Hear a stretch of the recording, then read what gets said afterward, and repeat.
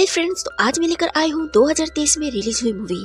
इस मूवी का नाम है एयर और इस मूवी का IMDb रेटिंग है 7.4 आउट ऑफ 10 और ये एक सच्ची कहानी है। तो फ्रेंड्स, अगर आपको ये वीडियो अच्छी लगी तो लाइक करें, मुझे सपोर्ट करने के लिए चैनल को सब्सक्राइब करें और ये एक्सप्लेनेशन आपको कैसा लगा कमेंट करके मुझे जरूर बताएं।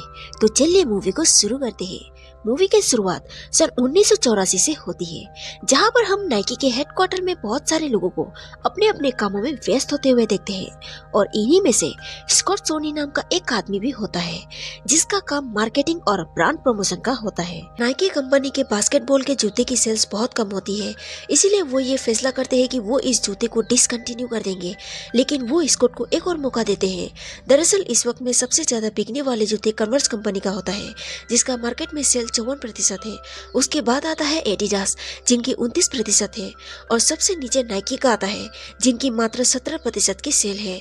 और अब नाइकी कंपनी ये तय करते हैं कि वो अपने बास्केटबॉल जूते के लिए किसी सेलिब्रिटी को हायर करेंगे जो उनके प्रमोशन कर सके, जिसके लिए जितने भी बोर्ड्स मेंबर होते हैं वो सब के सब एक मीटिंग करते हैं और इस मीटिंग में इन्होंने 10 बास्केटबॉल प्लेयर्स को चुना है जो इनके जूते का प्रमोशन करेंगे।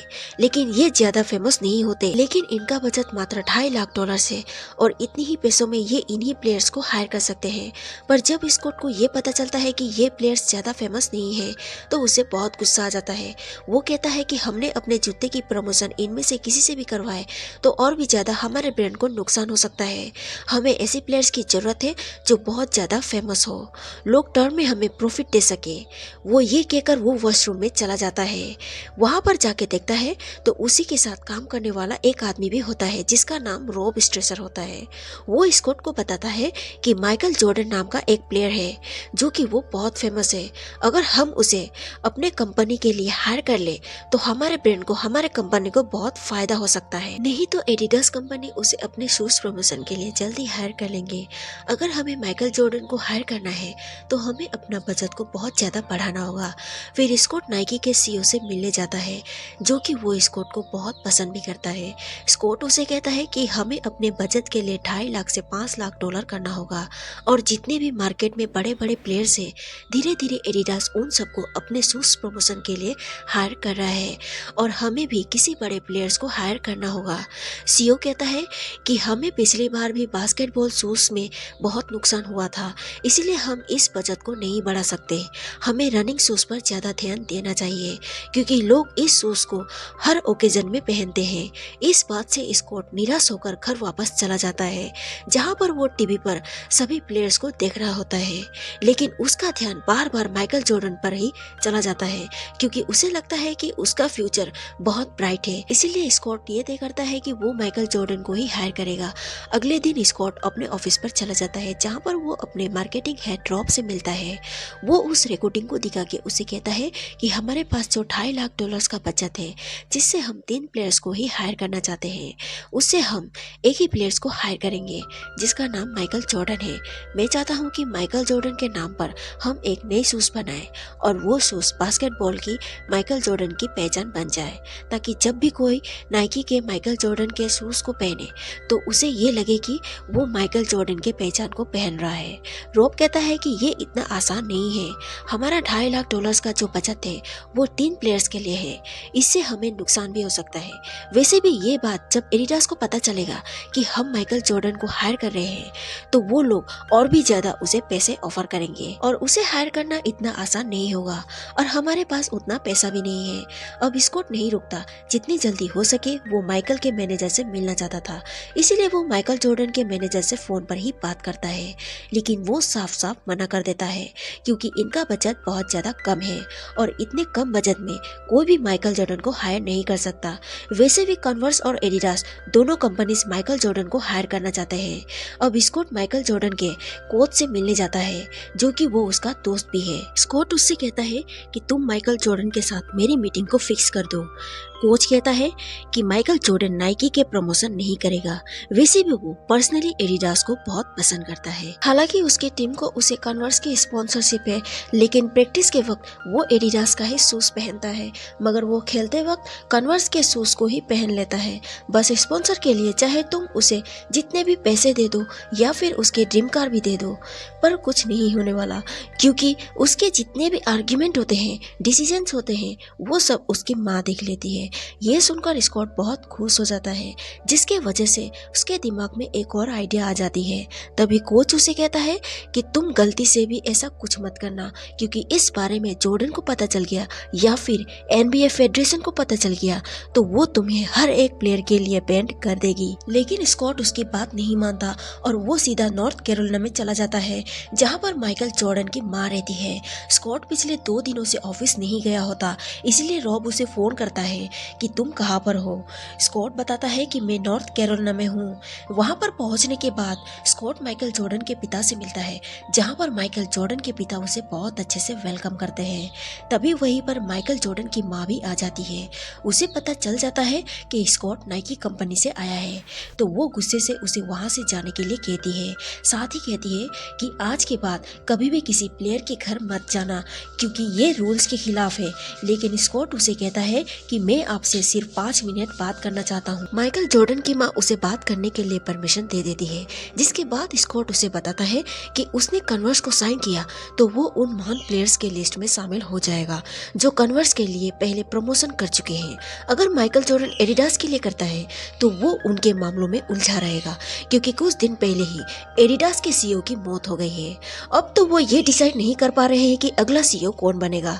हमारे कंपनी इतने बड़े कंपनी नहीं है, अगर फिर भी माइकल जॉर्डन ने हमारे कंपनी के लिए साइन किया या हमारे कंपनी को चुना तो पूरी दुनिया चौंक जाएगी, जिससे माइकल जॉर्डन का फेम और भी ज्यादा बढ़ जाएगा। वैसे भी हम माइकल जॉर्डन के नाम से एक शूज बनाना चाहते हैं। इसके बाद स्कॉट वापस अपनी कंपनी में चला जाता है, जहाँ पर उसे माइकल जॉर्डन का मैनेजर फोन करके कहता है कि जब तक मैं मैनेजर हूँ तब तक माइकल जॉर्डन नाइकी कंपनी को साइन नहीं करेगा। स्कॉट उसे कहता है कि अगले हफ्ते मुलाकात होगी। दरअसल माइकल जॉर्डन ने इन्हें अगले मंडे तक का टाइम दे दिया है। अब स्कॉट के पास उस कंपनी का सीईओ आता है। वो स्कॉट को बहुत डांटता है, क्योंकि स्कॉट ने उसे परमिशन लिए बिना माइकल जॉर्डन के घर गया था। वो उसे बहुत भला बुरा सुनाता है, लेकिन स्कॉट उसे समझाता है कि अगले मंडे को मैंने माइकल जॉर्डन के साथ मीटिंग फिक्स कर दिया है। सीईओ कहता है कि हमारे पास अभी बचत के लिए कोई भी ऑफिशियल स्टेटमेंट नहीं है। वैसे भी अगर माइकल जॉर्डन का मन बदल गया तो वो मीटिंग को कैंसिल कर देगा। स्कॉट कहता है कि अगर ऐसा हुआ तो मैं इस कंपनी को छोड़ दूंगा। दरअसल उसने अपने जॉब को इस काम के लिए पूरी तरह से दांव पर लगा दिया है। अब कुछ देर बाद उसके पास रॉब आता है। वो उसे बधाई देता है, क्योंकि वो अगले मंडे माइकल जॉर्डन से मिल रहा है और ये नाइकी में ऐसा पहली बार होने वाला है। इसीलिए वो रॉब के साथ शूज डिजाइनर के पास चला जाता है। दरअसल स्कॉट एक ऐसा शूज बनाना चाहता है जो माइकल जॉर्डन के पर्सनालिटी को सूट करे। शूज डिजाइनर के पास एक शूज होता है जो वो हमेशा से बनाना चाहता था। वो डिजाइन इन दोनों को दिखाता है और वो कहता है कि हम इसमें रेड कलर डालें तो ये शूज बहुत अच्छा दिखेगा। स्कॉट कहता है कि NBA का एक रूल होता है कि शूज में 51% व्हाइट कलर होना चाहिए। अगर ऐसा हुआ तो उस शूज को एक अच्छा लुक नहीं मिल सकता, और जो इस रूल को फॉलो नहीं करेगा उसे $5000 का फाइन भरना पड़ेगा। रॉब कहता है कि तुम फाइन का चिंता मत करो, जो भी फाइन होगा वो नाइकी कंपनी भरेगा। अब हमें इस शूज का नाम रखना चाहिए। शूज डिजाइनर कहता है कि हम ये शूज माइकल जॉर्डन के लिए बना रहे हैं, इसीलिए हमें इसे माइकल जॉर्डन का ही नाम देना चाहिए, और ये उसका नाम रखते हैं एयर जॉर्डन। वहीं पर माइकल जॉर्डन के माता पिता को दिखाया जाता है, जो कि वो दोनों कन्वर्स कंपनी में जाते हैं। जब माइकल जॉर्डन की माँ वहाँ पर एड को देख रही होती है तो वो समझ जाती है कि माइकल जॉर्डन के साथ और 2 प्लेयर्स हैं। ये देखकर उसे बिल्कुल भी पसंद नहीं आती। इसके बाद वो एडिडास कंपनी में चली जाती है, लेकिन उसकी डिजाइन उन्हें पसंद नहीं आती। साथ ही एडिडास कंपनी में कोई भी डिसीजन मेकर नहीं होता, जैसे कि स्कॉट ने उन्हें बताया था। अब सभी मेंबर्स एक दूसरे के बहस में लगे हुए होते हैं और ऐसे में डील करना उसे कंफ्यूज कर रहा था। इसीलिए माइकल जॉर्डन के माता पिता वहाँ से निकल जाते हैं।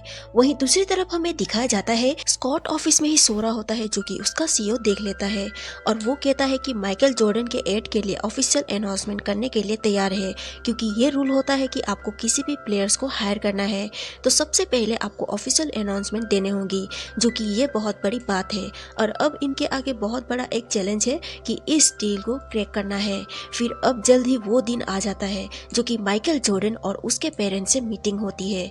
वहाँ पर पूरा का पूरा नाइकी का स्टाफ होते हैं, जहाँ पर माइकल जॉर्डन को शूज दिखाया जाता है जो कि खासकर उसी के लिए बनाया गया है, जिसका वो ऐड करेगा। साथ ही यहाँ पर उन्हें वो प्रेजेंटेशन भी दी जाती है जो कि ऐड की होती है, जिसे देखकर माइकल जॉर्डन की माँ बोर हो जाती है और स्कॉट ये बात नोटिस करता है, इसीलिए वो तुरंत ही उस ऐड को बंद कर देता है और अपनी एक सेल्समैन वाली स्पीच देना शुरू कर देता है, जिसमें वो माइकल जॉर्डन को बताता है कि तुम एक बहुत अच्छे प्लेयर हो, तुम्हारा करियर और भी ज्यादा बढ़ जाएगा, लेकिन ये हमेशा नहीं रहेगा।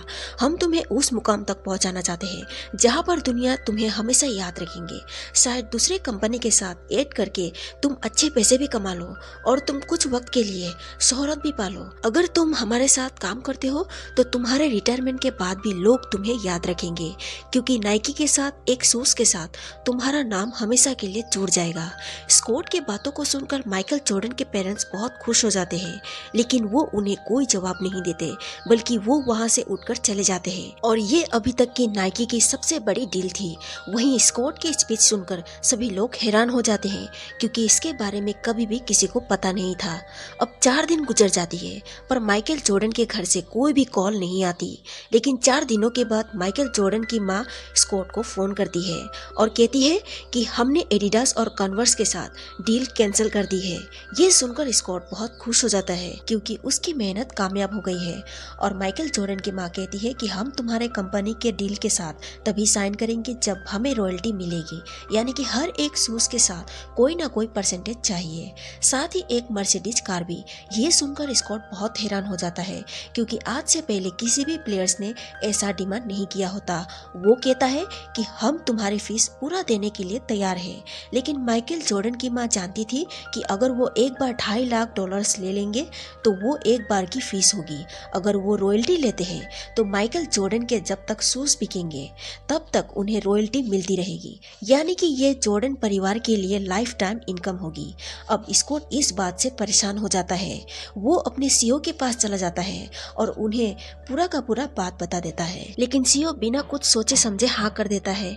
स्कॉट माइकल जॉर्डन के माँ को फोन करके कहता है कि हमें आपकी शर्तें मंजूर है और इनके बीच डील फाइनल हो जाती है, जिससे नाइकी के जितने भी स्टाफ होते हैं वो बहुत खुश हो जाते हैं। सीईओ स्कॉट की बहुत तारीफ भी करता है, लेकिन वो कहीं ना कहीं बहुत परेशान भी होता है, क्योंकि उसे अब रॉयल्टी जॉर्डन को देने होंगी, यानी कि जब तक एयर जॉर्डन मार्केट में बिकेगा तब तक उसे जॉर्डन के परिवार को कुछ न कुछ रॉयल्टी के रूप में पैसे देने होंगे। और हमें यहाँ पर बताया जाता है कि एयर जॉर्डन के पहले साल की कमाई $162 मिलियन थे। फिर स्कॉट को दिखाया जाता है जो कि वो फील्ड पर दौड़ रहा होता है, लेकिन वो दौड़ नहीं पाता, जिसमें नाइकी के एयर जॉर्डन ब्रांड से उसे $4 मिलियन का हर साल का प्रॉफिट होता है। और इसीलिए उन्होंने माइकल जॉर्डन को एक नई मर्सिडीज कार भी तोहफे में दिए थे। साथ ही माइकल जॉर्डन को हर साल $400 मिलियन मिलते हैं। और नाइकी ने 2003 में कन्वर्स कंपनी जो सबसे ऊपर जो सबसे आगे थी उसे भी खरीद लिया गया। और इसी के साथ ये मूवी यहीं पर ख़त्म होती है। Bye bye.